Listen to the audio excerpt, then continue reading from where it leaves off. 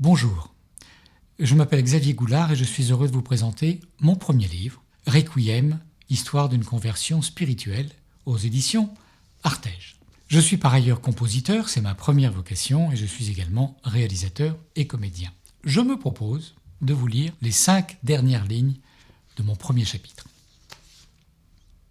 Mon disonnier dans la main droite, je vous salue, Marie, pleine de grâce. Le Seigneur est avec vous, et avec moi. Tu es là, mon Seigneur à moi. Vous êtes bénie entre toutes les femmes, et Jésus, le fruit de vos entrailles. Ah, c'est pour ça que je connaissais ce mot-là, les entrailles.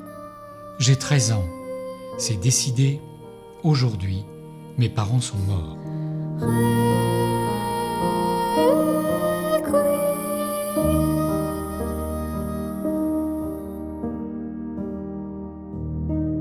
Quand je serai grand, j'écrirai un requiem. Alors que s'est-il passé dans la tête d'un enfant de 13 ans, ou peut-être dans son cœur, pour qu'il se fasse une telle promesse ? Eh bien, ce soir-là, la violence de mes parents était tout à fait inhabituelle. L'enfant de 13 ans que j'étais a réellement cru mourir. Et cette promesse de l'écriture d'un requiem, je l'ai tenue, bien des années après, comme vous l'imaginez. Mais ce requiem aujourd'hui, il est là, dans ce livre que je vous fais partager, et dans un double album que j'ai enregistré avec les chœurs de Radio France, que vous trouverez en naviguant sur mon site internet. Il m'aura fallu attendre l'âge de 40 ans pour pouvoir prononcer certains mots. Violence parentale, maltraitance, état de stress post-traumatique, perversion narcissique. Alors la psychologie ou la psychanalyse aujourd'hui sont assez pudiques à propos de la perversion narcissique. C'est un mot qu'on emploie beaucoup en ce moment, hélas, et parfois un peu à tort et à travers, et surtout avec une certaine retenue. La psychologie n'a pas le droit de juger, la psychanalyse non plus, et en cela ils ont raison. On parle de pathologie. Au mieux, les plus courageux d'entre eux disent « le pervers narcissique veut tuer l'âme de sa proie », comme s'il y avait autre chose à tuer que l'âme. Non, le pervers narcissique veut tuer vraiment.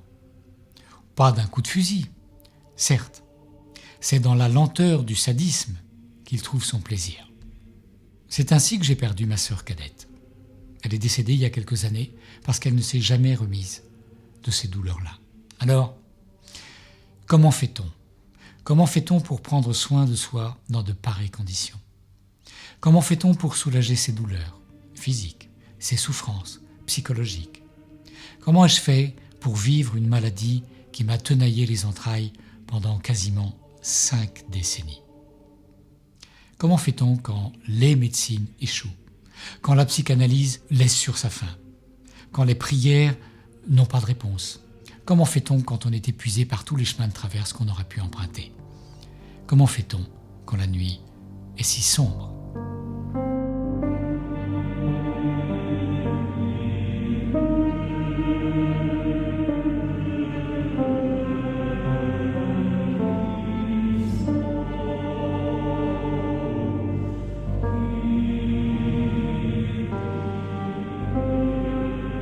Un mot, retenir un mot qui aurait décrit tout mon parcours, c'est le mot consentement.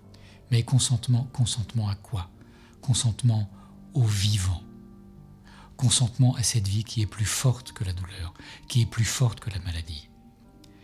Parce qu'il reste encore à aimer, il reste toujours à aimer, il reste à se laisser aimer. J'ai appris à être un époux, imparfait très certainement, mais depuis 30 ans, tout de même. J'ai appris à être un père, grâce à ma fille, grâce à mon épouse. Imparfait, très certainement. J'ai écrit des mots, des musiques, des disques. J'ai tenté, réussi parfois, à transfigurer toutes ces douleurs. Au cœur de ce chaos, au cœur de cette violence, de ces turbulences, a été déposé au fond de mon âme un désir envahissant parfois, mais un désir d'absolu.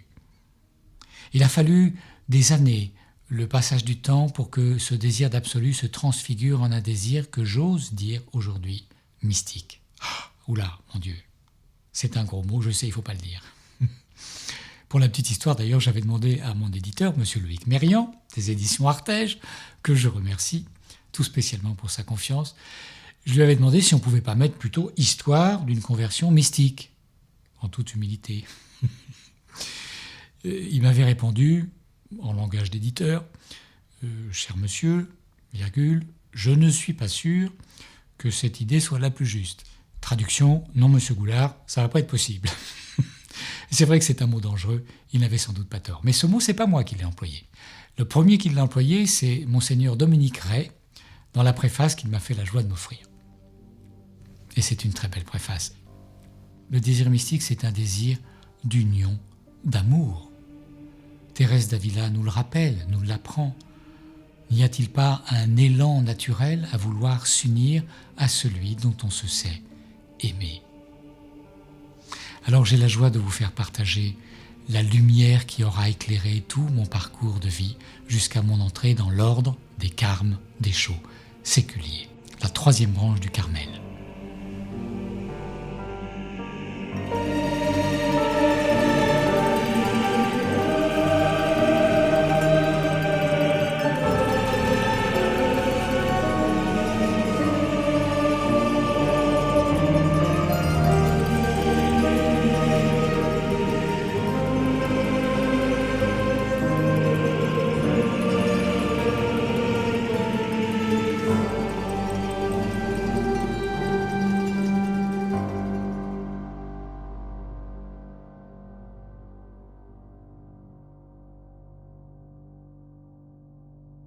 Et au Carmel, j'en ai entendu d'autres qui parlaient mystique.